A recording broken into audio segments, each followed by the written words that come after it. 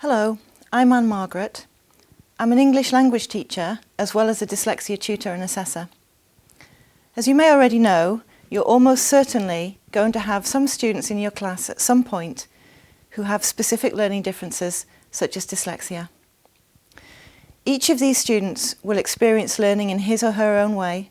They'll find some things easier and some things harder than their peers. And some may show some of the characteristics of other specific learning differences too, such as ADHD or dyspraxia.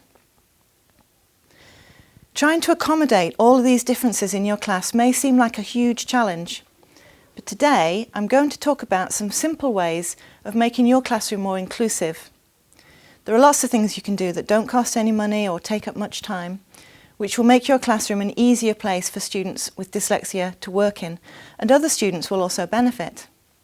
In this talk, I'm going to look at three main things that teachers could think about in order to make the classroom more inclusive. Firstly, the classroom environment. Secondly, the way students and teachers communicate and interact. And thirdly, the content of the course, including materials. Teachers can also play a very important role in encouraging dyslexic learners to develop more independent study skills, so I'll say something about that too. So let's start with the classroom environment. Some students with dyslexia may be very sensitive to their surroundings, particularly in terms of temperature, light and noise. It may seem to most of us that a room is warm, but to some students it may feel unbearably hot. Very bright lights may cause visual problems for some students and even headaches. Some students may find noisy environments distracting, even distressing, so it may be worth thinking about allowing them to use earplugs or perhaps even personal stereo systems to block out the noise with quiet music. In a similar way, too much visual information can be overwhelming for some students.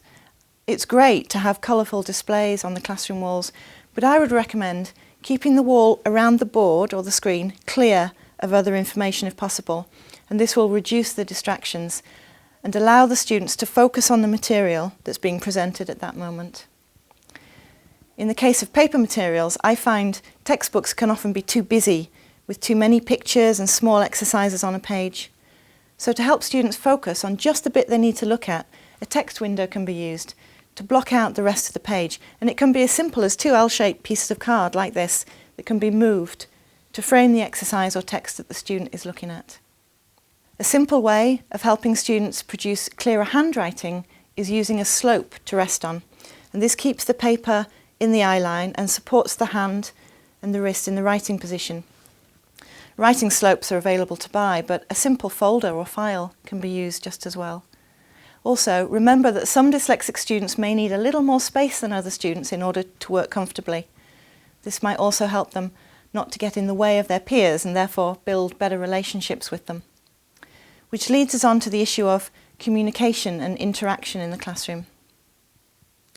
Thinking first about student-student interaction, we know that working in pairs and small groups allows students lots of time to practice the new vocabulary and the structures that they're learning.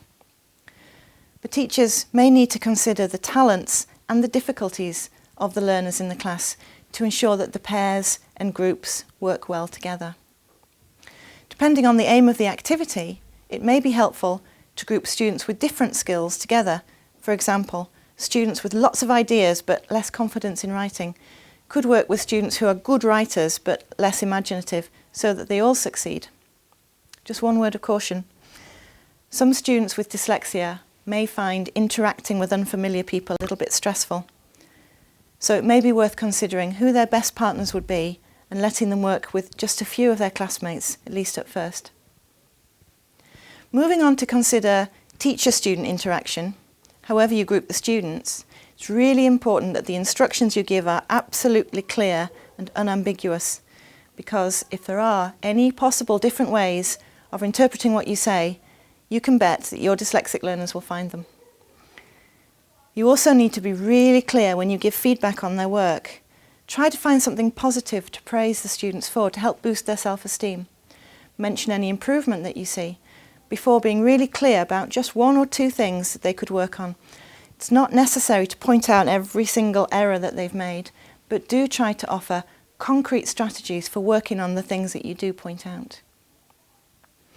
It can be helpful for all learners in a class, not just the dyslexic learners, to know what's coming up in the session.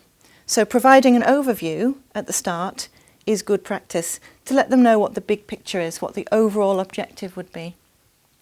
On the other hand, the thought of completing very big tasks can be a bit scary, so breaking the tasks down into small chunks is also a good idea, so that students can focus on just a small amount of information at a time.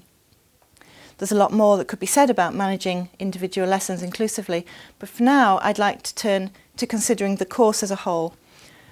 I know many teachers may not be able to determine the content of what they have to teach, but we can still have a large say in how the material is presented.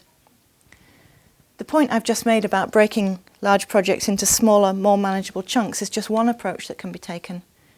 We're also in control of the pace at which lessons go. Of course, there's a balance to be struck between keeping up a lively, engaging pace and going at a pace that students can follow comfortably. Students with dyslexia may process information more slowly and so need longer to think through issues and concepts. Their short-term memories are also likely to be weaker than their classmates, so they'll need lots of opportunities to recap and revise new language points. This is perhaps where differentiation is most important. Although this has become a bit of a buzzword in education lately, there still seems to be some uncertainty about what it really means in practice. So here's what I think. Differentiation can be thought about in 4 dimensions along 2 axes. On this line, we can think about the tasks we ask the students to do. Do we give everybody the same task or different bits of a larger task? Another alternative is to set a task with a core component that everybody must tackle and some additional work that the quick finishers can look at while the others are still working. And this is where this line starts to become differentiation by materials. We might ask the whole class to read a text and then summarise it, but we give our slower readers a shorter, less complex text and the quicker workers a longer one, and then they can share with each other what they found out. On the other axis we have differentiation by support, by which I mean the amount of time that the teacher spends with the student explaining, helping, encouraging, as well as other support that may be available. This might be other students in pair work or other adults if you have classroom support. It might be electronic sources or the use of a dictionary. For example, you might decide to let some dyslexic students use a spell checker to take some of the stress out of writing. And at the other end of the axis is differentiation by expectation. Now, I don't mean that we should have lower expectations of our dyslexic learners. We know that our learners pick up on our expectations and tend to meet them, for better or worse. What I mean here is that we should be realistic about how much of a text a dyslexic student might be able to read or write in a given time, or how beautiful or accurate the final product might be. For each individual, we need to know how far we can push her and when to accept she's done the best she could do. This, of course, means that we have to make an effort to know our students really well and to encourage them to become more aware of their own abilities too. And this leads me on to the final section of this talk, developing independent study skills.